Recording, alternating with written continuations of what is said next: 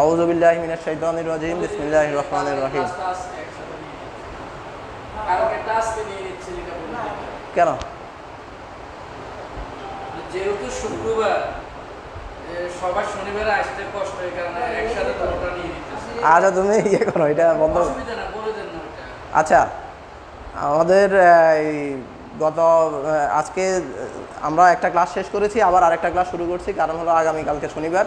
তো আজকে সবাই অংশ উপস্থিত আছে ওটা বলেন না। আচ্ছা, যারা সামনে উপস্থিত আছেন ওনার জন্য সৌজন্যে আরেকটা ক্লাস নিয়ে নিচ্ছি। তো আমাদের দ্বিতীয় আগামীকালকে যেন আসতে না হয় সেজন্য। তো আমাদের কিছুক্ষণ আগে আমরা যে ক্লাসে যে আলোচনাগুলো করেছিলাম সেগুলো হলো আমরা প্রোগ্রামিং সির, একটি প্রোগ্রামিং সির বেসিক স্ট্রাকচার সম্পর্কে আলোচনা করেছিলাম। তো এই প্রোগ্রামিং সির বেসিক স্ট্রাকচার যারা পারবেন তাদের জন্য আমরা এখন এর আগের ক্লাসে আমরা আলোচনা করেছিলাম অ্যালগরিদম, এরপরে আমরা আলোচনা করেছিলাম ফ্লো চার্ট, এরপরে আজকে আমরা আলোচনা করেছিলাম structure of C. Structure of C, তাহলে algorithm, flow chart, structure of C, এই তিনটা জিনিস আমরা আলোচনা করেছিলাম। এই তিনটা জিনিসের সমন্বয়ে মূলত একটি সি প্রোগ্রাম পূর্ণাঙ্গতা লাভ করে, অর্থাৎ পরিপূর্ণ। যদি আপনি একটি সি প্রোগ্রাম করতে চান এই তিনটা কাজ করতে হবে। প্রথমে তার অ্যালগরিদম করতে হবে, তারপর তার ফ্লো চার্ট করতে হবে, এবং তারপর তার স্ট্রাকচার করতে হবে, তার পূর্ণ স্ট্রাকচারটা আমাদের করতে হবে। তাহলে আমরা এখন একটি প্রশ্ন দিয়ে আমরা শুরু করব। আজকে আমরা মূলত দুটি প্রশ্ন আলোচনা করব, সম্ভব হলে দুটি, প্রয়োজনে একটি করব। তো আমাদের প্রথম যে আলোচনা সেটা হলো ত্রিভুজের, আপনাদের পরীক্ষায় আসছে এই জন্য আমরা এই প্রশ্ন দুটিকে বেছে নিয়েছি আজকে, সেটা হলো ত্রিভুজের ক্ষেত্রফল নির্ণয় করা। আপনাদের পরীক্ষার জন্য গুরুত্বপূর্ণ।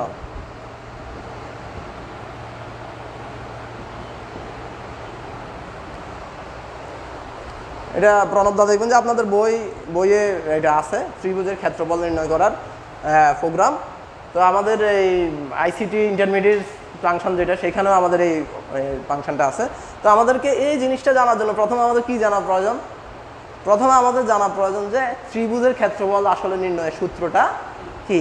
সেটা আপনাদের কিন্তু আরেকটা বিষয় আছে, অ্যালগরিদম। ঠিক আছে, অ্যালগরিদম একটা বিষয় আছে, সেই বিষয়ে আমরা আরো আলোচনা করব। তবে আমাদের সি প্রোগ্রামেও এই জিনিসগুলো লাগে। তো একই জিনিস, মূলত অ্যালগরিদম আর এই জিনিসটা একই জিনিস। অ্যালগরিদম হলো ভিতরের অংশটা আলোচনা করা হয়েছে, ওখানে অঙ্কের ভিতরে কি কি থাকবে, কি কি ফাংশন কি কি কাজ করে, এই জিনিসগুলো আলোচনা করা হয়েছে। তো আমরা সেটা ওই অধ্যায়ে যাই আলোচনা করব, আবার এখানেও কিছু কি করব আলোচনা করবো। যেমন আমরা এখন ত্রিভুজের ক্ষেত্রফল নির্ণয়ের সূত্র যদি না জানি তাহলে আমরা সি প্রোগ্রাম করতে পারবো না। তাহলে আমরা ত্রিভুজের ক্ষেত্রফল নির্ণয়ের সূত্র কি? হাফ ইন্টু ভূমি ইন্টু উচ্চতা, হাফ ইন্টু ভূমি ইন্টু উচ্চতা। তাহলে আমরা হাফ আমরা ইউজ করতে পারবো, হাফ কোনো সমস্যা নাই। এটাকে আমরা প্রোগ্রামে 0.50 হিসেবে ইউজ করতে পারি, কোনো প্রবলেম হওয়ার কথা না। যারা আমরা জানি, সবাই জানি 0.5 যে কথা, হাফও কি একই কথা। তাহলে এরপর আমাদের কি রয়েছে? ভূমি। তাহলে ভূমিকে আমরা কি হিসেবে প্রকাশ করতে পারবো? এটা আপনার ব্যক্তিগত ইচ্ছে। এটাকে আমরা গত ক্লাসে বলেছিলাম ভেরিয়েবল। এটা কি? ভেরিয়েবল। আপনার ইচ্ছা মতো নিতে পারবেন, তবে ইচ্ছা যেন এরকম না হয় যে আমার নাম হয়েছে ভূমি, আমি নিলাম মুরগির ছবি, এরকম তো হওয়া উচিত না, ঠিক না? আমাদের উচিত হলো সেই জিনিস ব্যবহার করা যে জিনিসটা এটার সাথে কি হয়, গ্রহণযোগ্য হয়। তো আমরা ভূমিকে ইচ্ছে করলে এল হিসেবে বলতে পারি, ল্যান্ড, ভূমি। অথবা আমরা এটাকে এল লিখলে কি হবে, এল এ আবার লেন্থ বলতে পারি, লেন্থ আবার দৈর্ঘ্য হয়ে যায় বা উচ্চতার কাছাকাছি হয়ে যায়। এই জন্য আমরা এটাকে ভি ব্যবহার করছি। কি জন্য? ভি কি? বেস। বেস মানে কি? ভূমি। এই জন্য আমরা এটাকে কি ইউজ করছি? বেস। অর্থাৎ প্রাসঙ্গিক যেন হয়। ভেরিয়েবল নেবেন, তবে ভেরিয়েবলটা কি হবে? প্রাসঙ্গিক হবে। এটা হলো আপনার প্রোগ্রামের সৌন্দর্য, জিনিসের কাজের কি সৌন্দর্য। তারপরে হলো উচ্চতা। উচ্চতাতে আমরা কি নিতে পারি? হাইট। আমরা এইচ নিতে পারি, ইচ্ছা করলে এলও নিতে পারি, তবে এইচটা কি যথাযোগ্য, এটার জন্য উপযোগী সবচেয়ে। এজন্য আমরা ভেরিয়েবল নিব, ইচ্ছা মতো নিব, তবে ইচ্ছা যেন আবার অন্য কিছু না বোঝায়, এটা হলো কথা। তাহলে আমরা কি পেলাম? Half into V into H, অর্থাৎ ভূমি ইন্টু উচ্চতা।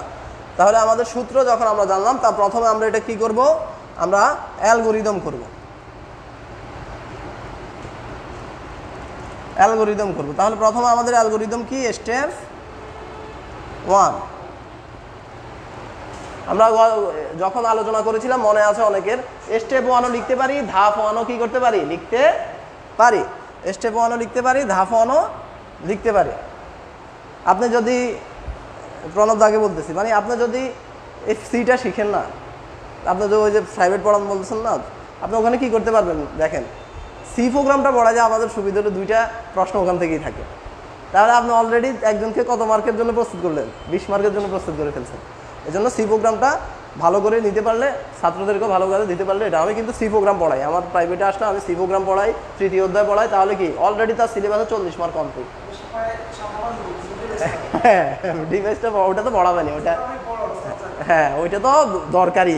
আর সি প্রোগ্রামটা, এই 2টা যদি আপনি মিলে দিতে পারেন, তারে সে কিছু শিখলেও আবার কি, এবং সে অনেক আগে যাবে সে তার অ্যান্সার করার জন্য। এবং এই প্রোগ্রামগুলোর সুবিধা হলেও অল্প লিখলে মার্ক অনেক, অল্প লিখলে অনেক মার্ক পাওয়া যায়। কারণ আপনি যে শুধু অ্যালগরিদম আসে ওইটার জন্য 3, তারপর শুধু কি ফ্লোচার্ট আসে হয়তো ওইটার জন্য 3, প্রোগ্রাম আসে প্রোগ্রামের জন্য 5, তাহলে আপনার মার্ক তো সহজে পাওয়া যায়।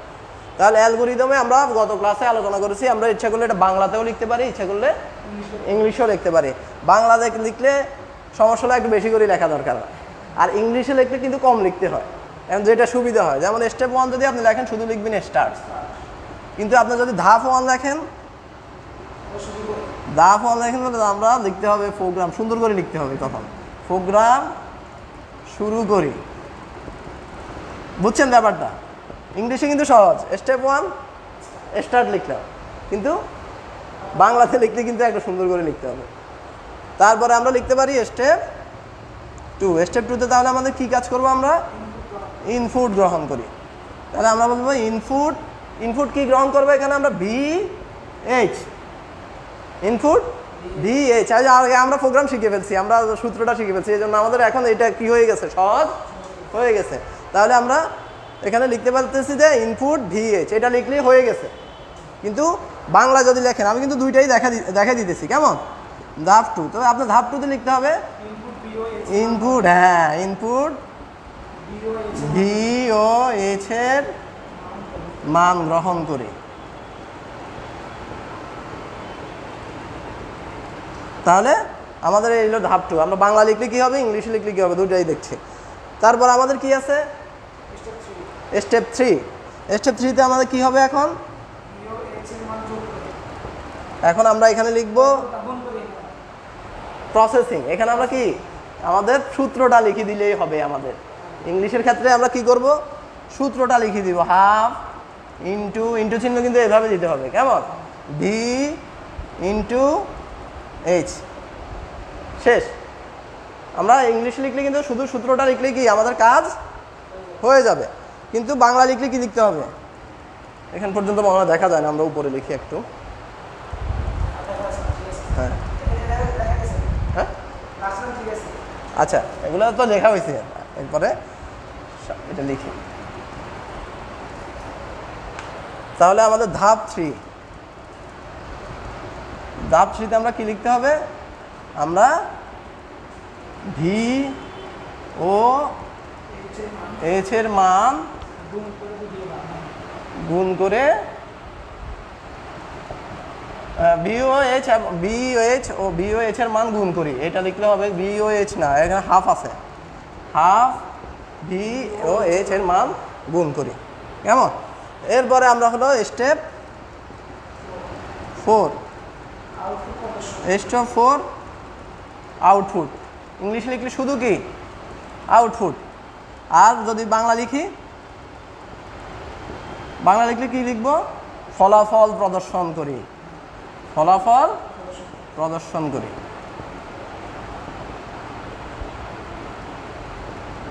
তারপরে আমরা স্টেপ 5 ইন্ট,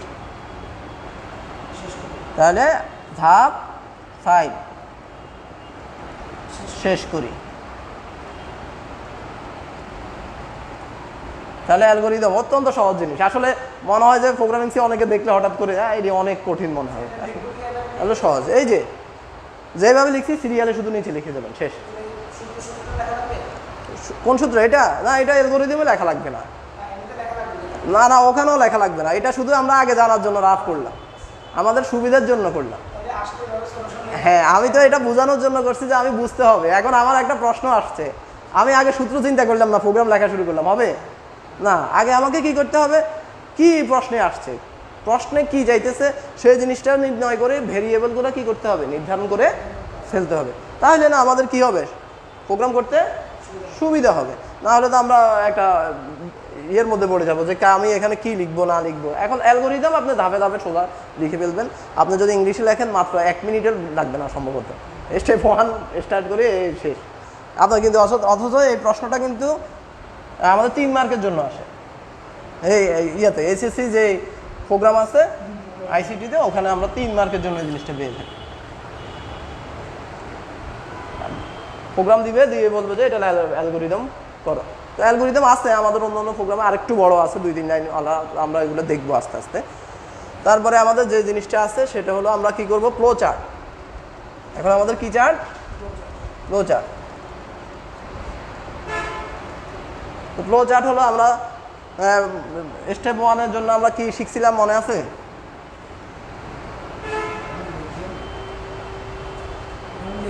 দেখেন নাই না? আচ্ছা, স্টেপ 1-এর জন্য আমাদের যে জিনিসটা প্রথমে থাকবে সেটার নাম হলো উপবৃত্ত। এটার নাম কি? উপবৃত্ত। উপবৃত্ত হলো স্টার্ট। উপবৃত্ত কি?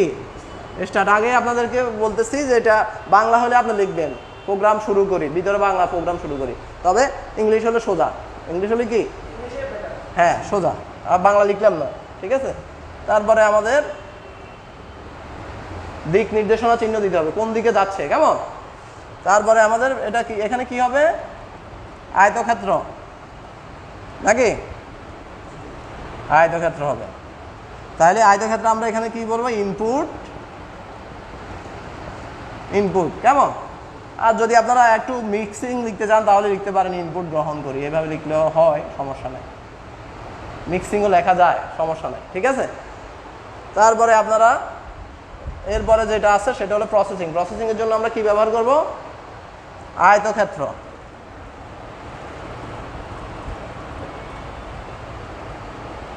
তাহলে এটা হলো কি, প্রসেসিং। তাহলে আমরা এখানে কি লিখব, এরিয়া।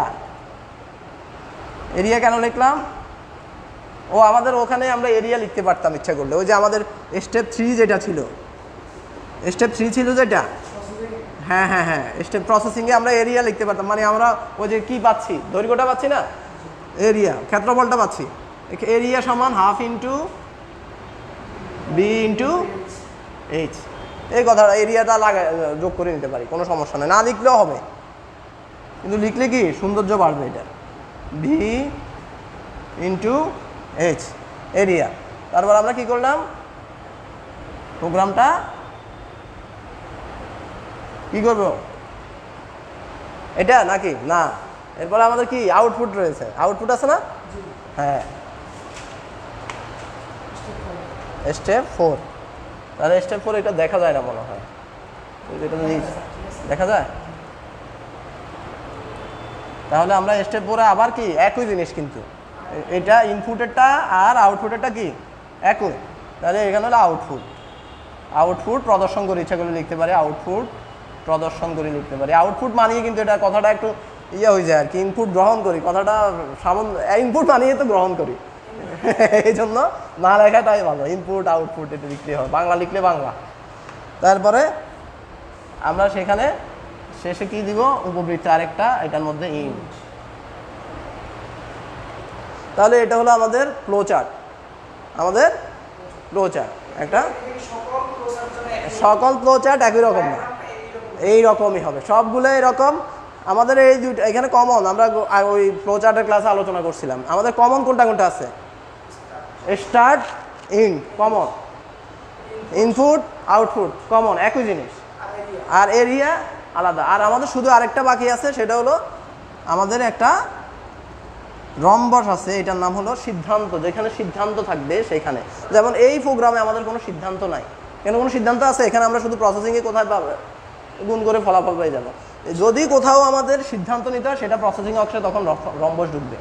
প্রসেসিং অংশে তখন থেকে ঢুকবে রম্বস ঢুকবে, যেখানে কি থাকবে সিদ্ধান্ত। যেমন আমি আপনাকে বললাম যে প্রণব সাহেব আপনি সামনে যাবেন, ডানে যাবেন, তাহলে অপশন রয়ে গেছে, তাইলে আপনাকে ডানে যাইতে বলছি, এখানে একটা কন্ডিশন কি করা হয়েছে, ডানে যেতে হবে। এটা আমরা কি করা হয়েছে, কন্ডিশন দেওয়া হয়েছে। এরকম যেসব প্রোগ্রামে কন্ডিশন, যেমন 3টি সংখ্যার মধ্যে বড় সংখ্যাটি নির্ণয় করা, তাহলে এখানে কি আছে, কন্ডিশন আছে। সংখ্যা 3টা, কিন্তু কোন সংখ্যা নির্ণয় করতে হবে, বড় সংখ্যা নির্ণয় করতে হবে। তাহলে এখানে কি আছে, শর্ত দেওয়া আছে। শর্ত দেওয়া থাকলে কি ব্যবহার হবে, রম্বস ব্যবহার হবে। তাহলে আমরা এটা পরেরটাতে আলোচনা করব, সমস্যা নাই। আমরা রম্বসের জিনিসটা পরের ইয়েতে আলোচনা করব। এরপর আমরা প্রচার শেষ, এখন আমরা কি করব, প্রচারের শেষে আমরা কি করব, সি প্রোগ্রাম। এখন আমরা প্রোগ্রামিং সি। হ্যাঁ, এই 3টা বিষয় হলো একটা প্রোগ্রামিং সি এর মূল কেন্দ্রবিন্দু। এই 3টা জিনিসটাই মিলেই হলো কি প্রোগ্রামিং সি। না হলে প্রোগ্রামিং সির পরিকল্পনা থাকতে হবে, পরিকল্পনার পরে এটাকে একটা চিত্রভিত্তিক উপস্থাপন করতে হবে, এবং তারপরে এটা কি করতে হবে, কলম। কোনো চিত্রই আসলে পেন্সিল দিয়ে আঁকা বাধ্যতামূলক না। আপনারা তো ফিজিক্সে পড়ছেন, হয়তো জানতে পারেন, হয়তো ভুলে গেছেন, এটা হইতে পারে। মানে হলো কোনো চিত্রই আসলে পেন্সিল দিয়ে আমরা আঁকি আমাদের সুবিধার জন্য, যেন কি হয়, ভুল হলে কাটায় মুছে আবার ঠিক করা যায়। পেন্সিলের ভুল করে কি করা যায়, শুধরানো যায়। কলমের ভুল কি করা যায় না, শুধরানো যায় না। যেমন আমি প্রচার আঁকতে গেলে একটু নষ্ট হয়ে গেল, তাহলে কলম দিয়ে আঁকলাম, কিন্তু আর হলো। কিন্তু সাধারণত আপনি যখন প্র্যাকটিস করবেন তখন ফ্লোচার্ট তো ভুল হওয়ার কথা না। ফ্লোচার্ট কি সহজ একটা জিনিস, ঠিক আছে না? কিন্তু আপনি যখন জীববিজ্ঞানের একটা ছবি আঁকবেন তখন কি, তখন তো পেন্সিল ব্যবহার করবেন। কিন্তু পেন্সিল ব্যবহার করা কিন্তু ওখানেও বাধ্যতামূলক না, ঠিক আছে? কিন্তু আপনি পারেন না, মুছতে হবে, বিদায় কি করে পেন্সিল ব্যবহার করা। প্রোগ্রামিং সি কোথাও পরীক্ষা লেখা থাকে না যে পেন্সিল ব্যবহার বাধ্যতামূলক, লেখা থাকে জানি যে ছবি আঁকতে হলে পেন্সিল না। আমি ডিপ্লোমা পড়ছি, তো আমাদের তো ব্যাপক ছবি ছিল। তো ছবি আমি কখনো এই পেন্সিল ব্যবহার করতাম না, আমি কলমই আঁকতাম। তো আমি অত দক্ষ ছিলাম না, কিন্তু আমাদের ইলেকট্রনিক্সগুলো আঁকতে পারতাম, ঠিক আছে? হ্যাঁ, আবার ধরো আপনি যদি গ্রামের ছবি আঁকবেন তখন তো আপনার পেন্সিল লাগবে, আপনি কলম দিয়ে কীভাবে আঁকবেন? এটা আমাদের এখানে কিন্তু চারুকারু ক্লাস হয়। হ্যাঁ, আমাদের স্যার এবং দক্ষ টিচার খুব, আমাদের স্কুলের টিচার। আচ্ছা, তাহলে আমরা এখানে এখন আমাদের যে প্রোগ্রামিং সিতে আমরা এখন কি করব? আমাদের প্রথমে আমাদের ডিক্লারেশন পার্ট, কেমন? তো আমরা ডিক্লারেশন পার্টে হ্যাশ ইনক্লুড, আচ্ছা বলতেছি, স্টুডিও ডট এইচ, আমি এটা লিখলাম, কিন্তু ডকুমেন্টেশন কি করলাম না, ডকুমেন্টেশন করলাম না। আমরা মূলত ডিক্লারেশন পার্ট থেকে শুরু করছি, এই ডিক্লারেশন লিঙ্কিং সেকশন থেকে, লিঙ্ক সেকশন যেটা, ওখান থেকে শুরু করছি, লিঙ্ক সেকশন, ঠিক আছে? এখন ডকুমেন্টেশন কখন লাগবে? আমরা আমাদের পরীক্ষার জন্য ডকুমেন্টেশন না ব্যবহার করলে আমাদের কোনো সমস্যা নাই। ডকুমেন্টেশন কখন লাগবে? যখন আপনি বড় প্রোগ্রামার হয়ে যাবেন, তখন আপনার ডকুমেন্টেশনটা জরুরি। এখন আপনি ইচ্ছা করলে ব্যবহার করতে পারেন। আপনি যে বলছেন স্যার ডকুমেন্টেশন তো করলেন না, তাহলে আপনি করতে পারেন। কি করবেন? হ্যাঁ, আপনি দেখেন, দিস ইজ কি ত্রিভুজ কি, হ্যাঁ, ল অফ ট্রায়াঙ্গেল, ঠিক আছে? বানান ভুল শুদ্ধ থাকতে পারে, দেখে নিতে হবে। তাহলে আমরা এখানে একটা ডকুমেন্টেশন কি করলাম, করে দিলাম। কোনো সমস্যা আছে? নাই। আপনি যদি এক্সট্রা কিছু করেন, আপনার ঘরের সৌন্দর্য বাড়লো, সেটা তো আপনার ব্যাপার, ঠিক আছে না? হ্যাশ ইনক্লুড স্টুডিও ডট, কারণ এটা নিয়মে আছে। আবার ঘরের মধ্যে নিয়মের বাইরে দিতে তো হবে নাকি? না, নিয়মের মধ্যে। জানালা একটা এখানে দরকার, আপনি দিচ্ছেন, আমার না হইলেও চলতো, ঠিক আছে? তাহলে এই ব্যাপারটাও এরকম আর কি, কথা বুঝছেন তো? মানে এখানে জানালা একটা দরকার, আপনি দিচ্ছেন, আবার আপনি না দিলেও কোনো সমস্যা না, দেন নাই। এই ব্যাপারটা, এই ডকুমেন্টেশন সেকশনটা কি এইরকম, আর মনে হয়েছে আপনি কি করেন নাই, দেন নাই। তাহলে আমাদের হ্যাঁ, লিঙ্ক সেকশনে আমরা স্টুডিও ডট এইচ, আমরা যদি আমাদের এখানে কোনো বড় কোনো ফাংশন ব্যবহার করতাম তখন ম্যাথ ডট এইচ বা অন্য কোনো ইয়ে ব্যবহার করতাম। তবে আমরা আমাদের প্রোগ্রামগুলোতে আমাদের স্টুডিও ডট এইচের ছাড়া আর অন্য কিছু ব্যবহার করার কি নাই, দরকার নাই। এরপরে আমরা যেটা করব সেটা হলো আমরা ডিক্লারেশন করব কি, আমাদের ধরেন আমাদের এখানে কি লাগবে, আমাদের এখানে এখন যে জিনিসটা লাগবে, যে জিনিসটা হলো মেইন ফাংশন। আমাদের কি লাগবে? Main function. এগুলো সব আমরা এখন এই আধুনিক প্রোগ্রামগুলোতে আমাদের এগুলো দরকার না। যেমন অনেক আপনাদের বইতে কিন্তু পুরাতন প্রোগ্রাম লেখা আছে, ওখানে লেখা আছে এরকম, আমি দেখাই, ওখানে লেখা আছে, এগুলো লাগবে না, কিন্তু আমি বলে দিতেছি কারণ হলো আপনাদের ভবিষ্যতে দরকার নাই, ঠিক আছে? আপনারা নতুন যত বই পাবেন বা এইচএসসি লেভেলের বই পাবেন ওখানে পাবেন না, তখন বলবেন যে ছাত্র আমাদেরকে এইভাবে শিখেছে, এখন তো এইভাবে দেখতেছি। তো আপনাদের বইতে যেরকম আছে ইন্ট মেইন এইভাবে দেওয়া আছে, অর্থাৎ এখানে গ্লোবাল ডিক্লারেশনটা এখানে দিছে। কিন্তু বর্তমান প্রোগ্রাম সমূহ ইন্টেলিজেন্ট, আর্টিফিশিয়াল ইন্টেলিজেন্স, তাদেরকে এত কিছু বলতে হয় না, তাদেরকে এত কিছু বলার দরকার হয় না। আপনি যখন প্রোগ্রাম আসলে আপনারা তো প্র্যাকটিক্যালি ওইভাবে করা হয় না, প্র্যাকটিক্যালি করলে অনেক প্রোগ্রামের পরিবর্তনটা বুঝতে পারতেন। আমি তো আগে করছি আবার এখন করতেছি, তো আমরা বুঝি যে কোন প্রোগ্রামে কী জিনিস কী রে এখানে এইভাবে শিখলাম। যেমন এসটিএমএল আপনি বর্তমান প্রোগ্রামগুলোতে একরকম, আপনি যদি ওল্ড ভার্সন ব্যবহার করেন দেখবেন যে আরেক রকম। এখন যদি আপনি শুধু HTML5 লিখে এন্টার দেন, আপনি কী হবে পুরো প্রোগ্রামের ফরম্যাট চলে আসবে, কিন্তু আগে আপনাকে পুরো সব কিছু কী করতে হতো, লিখতে হতো। এখন আপনি যে কোনো একটা কমান্ড লিখেন, যেমন আপনি যদি এই কমান্ডটা লিখতে দেন অটোমেটিক কম্পিউটার শো করবে, আপনি এন্টার দিলে এটা বসে যাবে, লিখতে হবে না। কাজের স্পিডের জন্য, কী জন্য? স্পিড, দ্রুত গতির জন্য। আর ইন্টেলিজেন্ট, এটা হলো সব আর্টিফিশিয়াল ইন্টেলিজেন্স, যার কারণে কী হয় এরা, হ্যাঁ ওইটাই, আমি এই জন্য এটা বাদ দিতেছি। হ্যাঁ না না, আপনি তো এখনো না, শুধু আপনি তো কনফিউশন হয়ে যেতে পারে। ধরেন আপনার যে বই আছে ওই বইতেও কিন্তু এইভাবে লেখা, এইভাবে ইন দি মেন দিয়ে লেখা, কিন্তু আপনি এটা ধরেন আপনার খাতা ধরেন বোর্ড কাটবে, তো বোর্ড কাটতে গেলে যদি বোর্ডের এমন একজন পড়ে বসে, এটা তো ওল্ড ভার্সন ঠিক আছে। তো এই জন্য দুইটাই বলতেছি, আমি কোনোটাকে ছাড়িয়ে দিচ্ছি না, যেহেতু আমি দুইটাই শিখছি, আমার সমস্যা নেই। তারপরে মেইন, আসলে এগুলা মাথায় রাখাও খুব কঠিন, মাথায় থাকে না, তবে দেখতে হয়, আমিও দেখি। না দেখলে এই দু চার দিন যদি আপনি ধরেন 6 মাস আমি এটার সাথে থাকলাম না, আর 6 মাস পরে আমি মুখস্থ ক্লাস নিয়ে যাওয়া কঠিন হয়ে যায়, ঠিক আছে? আমি কিন্তু যখন ক্লাস নিতাম রানিং তখন একদম টোটাস্থ ছিল, এখন কিন্তু আবার আজকে আসতে দেখছি, আবার এখানে রাখছি যদি আচ্ছা, মেইন ফাংশনে আমরা এভাবে শুরু করব, সেকেন্ড ব্র্যাকেট দিয়ে শুরু করব, তবে শেষ কি এখন করব নাকি না, আমাদের ভিতরে লেখাগুলো কি করতে হবে, লিখতে হবে। এবার আমরা এখানে ঘোষণা করব আমাদের ওই যে প্রোগ্রামের পার্টের যেটা কি পার্ট, ডিক্লারেশন পার্ট আমরা বললাম আমাদের এখানে ইন্টিজার আসবে না ফ্লোটিং আসবে বলেন তো? হ্যাঁ, তাহলে কি দিতে হবে, ইন্ট দিলে হবে, ইন্ট দিলে হবে নাকি, ফ্লোট দিতে হবে।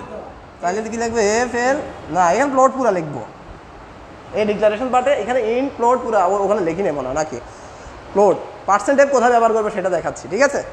তাহলে এখানে ফ্লোট লিখে আমরা লিখবো কি কি মান নিচ্ছি, BH। আরেকটা জিনিস আমরা ব্যবহার করতেছি এখানে, এরিয়া লেখা কথাটা ব্যবহার করতেছি, এরিয়া কথাটা কি করতেছি, ব্যবহার করতেছি। এখন বুঝেন এখানে তাহলে আমরা কি কি নিচ্ছি, যে জিনিসগুলো আমরা প্রোগ্রামের ভিতরে লিখব তাকে আগে এখানে দিতে হবে।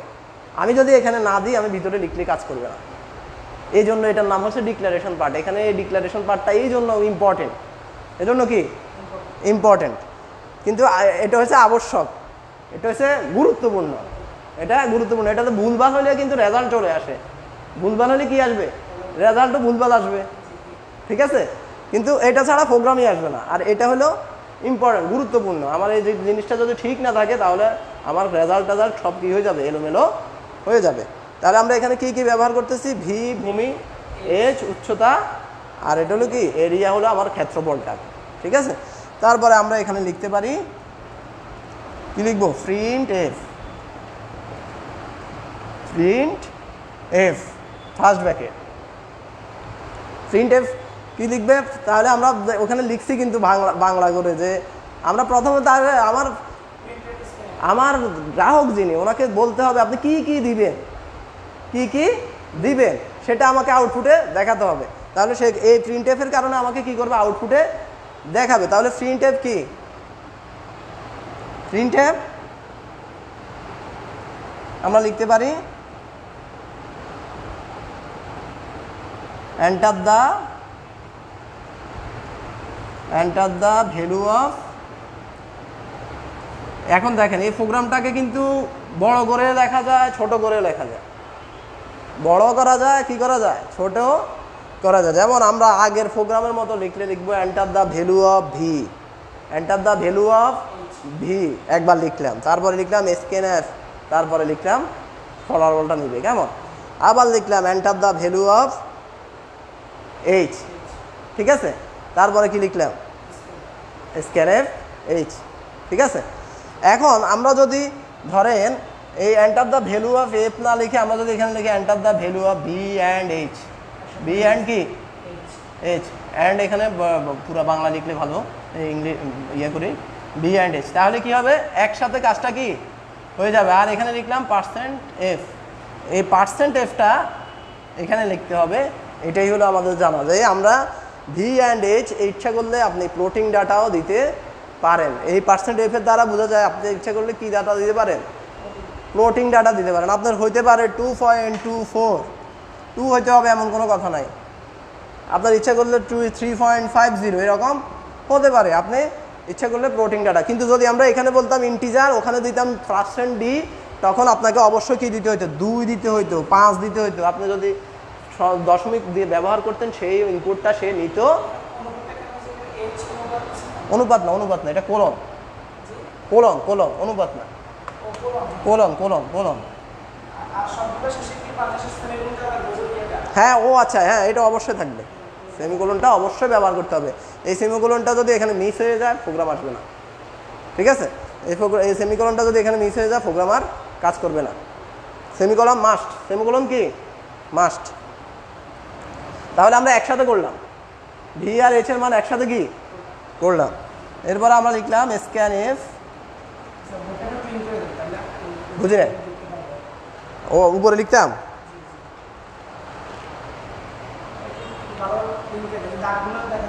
আচ্ছা আচ্ছা আচ্ছা আচ্ছা আচ্ছা বুঝছি। আসলে বোর্ডটা সি প্রোগ্রামের জন্য যথেষ্ট না, সি প্রোগ্রাম একটু বড় তো। হ্যাঁ আচ্ছা, আমরা এটাও মুছে ফেলি কেন।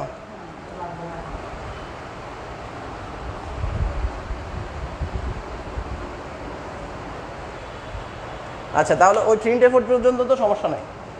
এরপরে আমরা কি লিখবো স্ক্যানএফ, স্ক্যানএফে আমরা কি কি পাচ্ছি, percent F,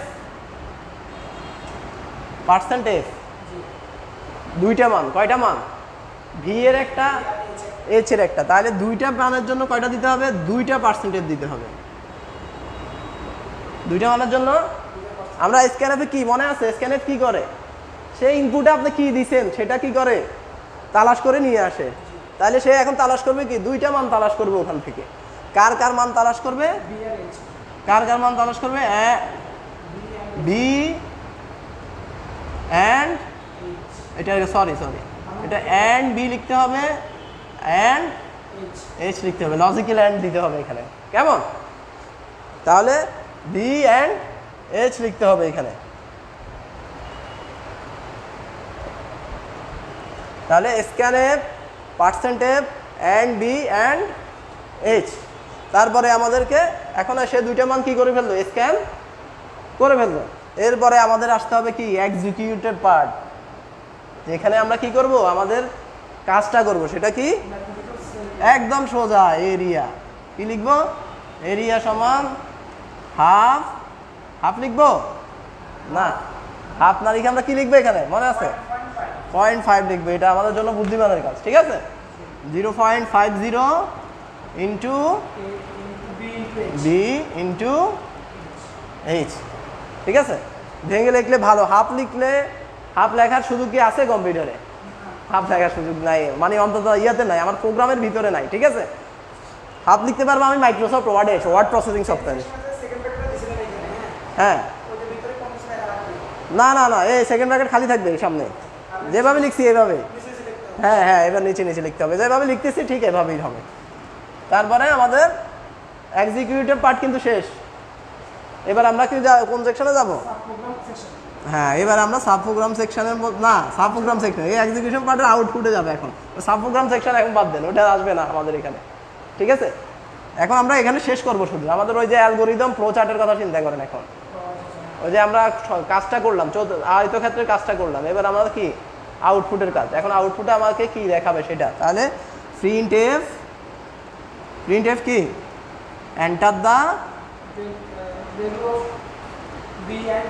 the value of area, ওই যে এরিয়া, ঠিক আছে না? Enter the value of area কীরকম হতে পারে? Floating data. কি ডাটা হতে পারে? ফ্লোট ডাটা হতে পারে, এই জন্য আমরা %f লিখলাম। হ্যাঁ হ্যাঁ, আমরা যদি ওখানে যদি ইন্টিজার আসতো তাহলে %d লিখতাম, শুধু ক্যারেক্টার হলে %c লিখতাম। হ্যাঁ, এইটাই হলো ব্যবধান। তাহলে আমাদের ফাইনালি কি হলো? রেজাল্টটা আমরা পেয়ে গেলাম, ঠিক আছে? তো আপনাদের অনেক জায়গায় আবার লেখা থাকে রিটার্ন 0, মানে আবার যদি আপনি ফলাফল নিতে চান এরকম লেখা থাকে রিটার্ন 0। আমরা ব্যবহার করি না সাধারণত, আগে করতো, আগে সাধারণত রিটার্ন 0 লেখি থাকতো, মানে হলো আবার প্রোগ্রামটা একজনের রেজাল্ট নিছে এবার পরের জনে নিবে, এটা করতে হলে রিটার্ন 0 দিতে হতো। কিন্তু এখন এমনিই পারা যায়, এখন এমনি কি করা যায়? পারা যায়, বুঝতে পারছি? না, লাগবে না, আমি বলতেছি আগের কথা বলতেছি। তাহলে আপনাদের বইতে অনেক জায়গায় লেখা আছে রিটার্ন 0। কতক্ষণ হইলো এটা? ও আজান দিয়ে দিছে না? আজান কি এখান থেকে শোনা যাচ্ছে?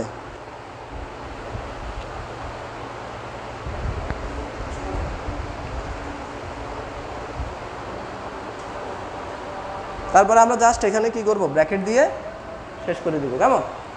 আমরা একটু অপেক্ষা করি নাকি আজানটা শেষ?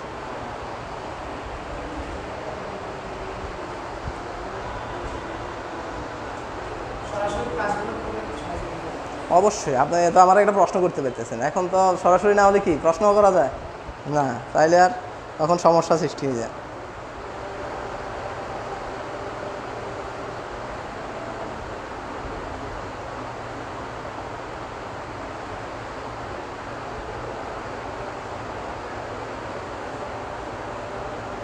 আমরা তো ইয়েতে অনেক কষ্ট করে আসছি, ওই যে লকডাউনের ভিতরে একদিন আনছে অ্যাম্বুলেন্সে করে, আরেকদিন হুন্ডা দিয়ে অনেক ঘুরে টুরে এসছে।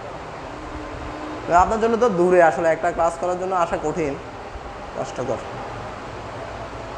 আপনি হাজিপাড়া তো ভিতর থেকে আসেন আরো 3 কিলোমিটার, খরচটা।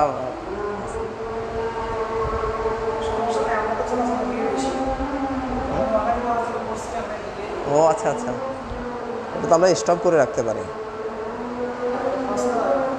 ও ক্লোজ করার সুযোগ নেই না? কতক্ষণ হয়েছে? না হলে আজকে এখানে শেষ করে দিই, এটা তো সময় দেখা যাচ্ছে না।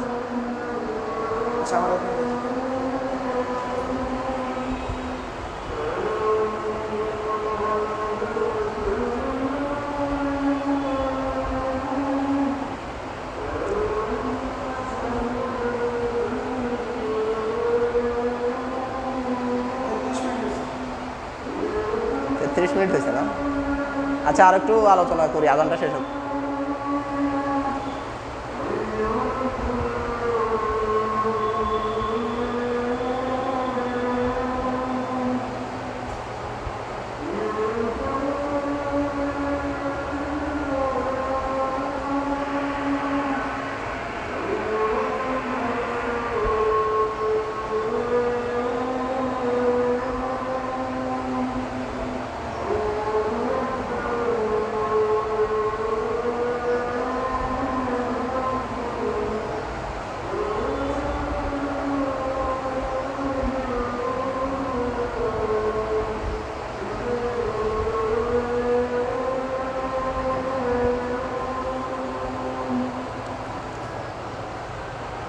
আচ্ছা, তাহলে আমরা আমাদের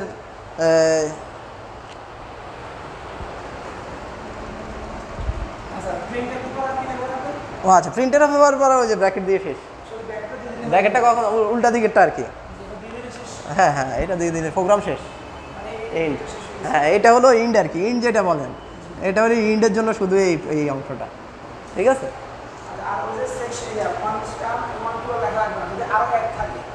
যদি আরও সাব প্রোগ্রাম সেকশনটা আমাদের আপনাদের এইখানে প্রোগ্রামে লাগবে না, ঠিক আছে? সাব প্রোগ্রামটা নাই এরকম। এক্সিকিউটেবল পার্ট তারপরে এন্ড আর কি, আমরা শেষ, এরপরে শেষ। সাব প্রোগ্রামগুলো আসলে এই লার্নিং পর্যায়ে দরকার হয় না। সাব প্রোগ্রামগুলো দরকার হবে কোন সময়, যখন আমাদের এই আমরা যদি বাস্তবে কোনো সময় প্রোগ্রামিং করতে চাই। তো বাস্তবে তো এখন আর প্রোগ্রামিং সিডি করবেন না। এখন যদি আপনি প্রোগ্রামিং শিখতে চান তাহলে হয়তো বা আপনি পিএইচপি ল্যাঙ্গুয়েজ শিখবেন। পিএইচপি দিয়ে অনেক কিছু করা যায়, আপনি পিএইচপি শিখে নিতে পারেন। তারপরে আপনি যদি আউটসোর্সিং সম্পর্কিত চিন্তা ভাবনা থাকে তাহলে আপনি গ্রাফিক্স ডিজাইন শিখতে পারেন, পিএইচপি শিখতে পারেন। এগুলো হলে আপনি আউটসোর্সিংয়ে ভালো করতে পারবেন। ঘরে বসে যে ইনকামের কথা বলি আমরা, সেটা খুব আপনাদের এই প্রোগ্রামের কিন্তু এই 1 বছর মেয়াদে প্রোগ্রামটার আরেকটা উদ্দেশ্য যেটা সরকারের, সেটা হলো যে আউটসোর্সিং ভালোভাবে যারা আউটসোর্সিং করবে। আউটসোর্সিং কিন্তু 2 রকম আছে, একটা হলো গতানুগতিকভাবে করা, আরেকটা হলো খুব স্ট্যান্ডার্ডভাবে করা। স্ট্যান্ডার্ডভাবে করার জন্য অনেক শ্রম দিতে হয়। আপনার সবচেয়ে বড় কথা হলো এটার সাথে লেগে থাকার ধৈর্য, ওই ধৈর্যটা আপনার লাগবে, ঠিক আছে? যেমন আমার অনলাইন অ্যাকাউন্ট আছে, ফাইবারে আছে, আপওয়ার্কে আছে, দুইটাতেই আছে, কিন্তু আমি কাজ করি খুব কম, যার কারণে আমার কাজের হারটা কম। কারণ হলো এটার জন্য যে ধৈর্যের দরকার, বিশেষ করে ধৈর্য না, যে সময়ের দরকার, ওই সময়ের সময়টা আমি দিতে ইচ্ছুক নই। এটা হলো রাত্রে, বিশেষ করে রাত্রে সময় দিতে, বাইরে নক করে রাতের 1টা 2টা 3টা, সকালে ফজরের সময়, ওই সময় নক করে, ঠিক আছে? তো বিরক্তি লাগে, মানে সহ্য করতে পারি না। মানে আমার ফাইবারে তো হিউজ কল আসে, কিন্তু মানে সহ্য করতে পারি নাই, যার কারণে ইনকামও নাই, ওখান থেকে চিন্তাও করি না। ওখানে ইনকাম করা যায়, কিন্তু সেটার জন্য বাস্তবের কথা হলো যে পরিশ্রম মনে হয় যে বাইরে থেকে কম, বাইরে তো ঘরে বসে ইনকাম করে, আমরা বলি ফেলি না, কিন্তু ওখানে পরিশ্রম অনেক বেশি, অনেক বেশি পরিশ্রম। কিসের পরিশ্রম? ব্রেন ওয়ার্ক এবং আপনি ঘুমের সমস্যা হয়, যার কারণে ফ্রিল্যান্সাররা অনেক সময় ডিপ্রেশনে ভোগে, ঠিক আছে? তো আমি নেগেটিভ কথা বলে ফেলতেছি যদিও অন রেকর্ড। যাক, নেগেটিভ না, পজিটিভ হলেও অনেক টাকা ইনকাম করা যায়, একটাই পজিটিভ, আমি সহজ বুঝি, সেভাবে ইনকাম করা যাবে। আর আরেকটা করা যায়, এখন অনেক ধরেন যেটাকে বলে স্যাঁচরামে, যেটাকে বলে আমি বলি এক কথা, সেগুলো অনেক আছে, এগুলো বাজে জিনিস করে ইনকাম করা যায়, সেগুলো সবার জন্য প্রযোজ্য না। সেটা ব্লগ টক করে, খারাপ ব্লগ ভালো ব্লগ আছে না, এরকম। আমি মোবাইল যখন ইউজ করতে যাই তখন অনেক খারাপ ব্লগ দেখি, কিন্তু এগুলো তো ওদের অনেক লাভ। দেখবেন যে অ্যাডভার্টাইজ আছে এটার ভিতরে প্রচুর, ঠিক আছে? সাকিব পূর্ণিমাকে নিয়ে ভাগছে, এই কথা লিখছে, আর আপনি ভিতরে ঢুকে পড়ছেন, ছবি একটা দিচ্ছে তো খুব উত্তেজনামূলক, তো আপনি এটার ভিতরে ঢুকছেন, দেখবেন যে প্রচুর অ্যাডভার্টাইজ, এটাতে ইনকাম। তো এগুলো তো সবাই পারে না, সবার এই রুচিতে যায় না, এটা হলো কথা। তাহলে আমরা এই যে জিনিসটা আজকে আবার আলোচনা করা পুরো সম্ভব হবে না, যেহেতু ক্লাসের সময় অনেক দীর্ঘক্ষণ হয়েছে। হ্যাঁ, তার প্রশ্নটা দিয়ে দিচ্ছি, এই প্রশ্নটা আপনারা বাসায় দেখবেন, আমরা আগামী ক্লাসে এই জিনিসটা নিয়ে আলোচনা করবো, অথবা আমি নেটে দিয়ে দিব, আপনারা বুঝেন কিনা দেখেন। এই ক্লাস নিয়ে আর আলোচনা করতে চাচ্ছি না, আমি ইন্টারনেটে ওই প্রোগ্রামটা লিখে দিয়ে দিব, কোথাও না বুঝলে ওখানে আমাকে কমেন্ট করবেন, তাহলে আপনাদের জন্য ক্লাসের সংখ্যাটাও কমলো, ঠিক আছে? প্রতিষ্ঠান প্রদানেরও সুবিধা হলো, আমারও আপনাদেরও সুবিধা হলো, ঠিক আছে? হ্যাঁ, দিয়ে দিব, সমস্যা নেই, আমি ইয়াতে দিয়ে দিব, সমস্যা নেই। 3টি সংখ্যা আপনাদের পরীক্ষা আসছে, কেমন? 3টি সংখ্যার মধ্যে এটা আপনাদের পরীক্ষা আসছে, ওই প্রথমটাও পরীক্ষা আসছে, মধ্যে বড় সংখ্যাটি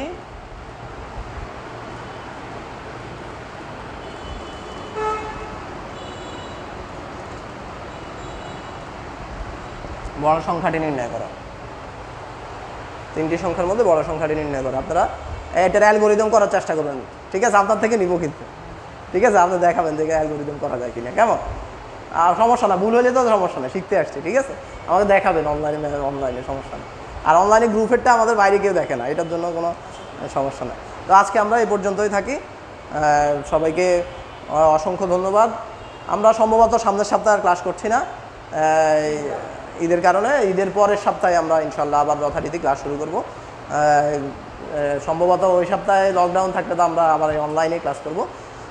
সবাইকে আন্তরিক ধন্যবাদ। আসসালামু আলাইকুম ওয়া রাহমাতুল্লাহি ওয়া বারাকাতুহু।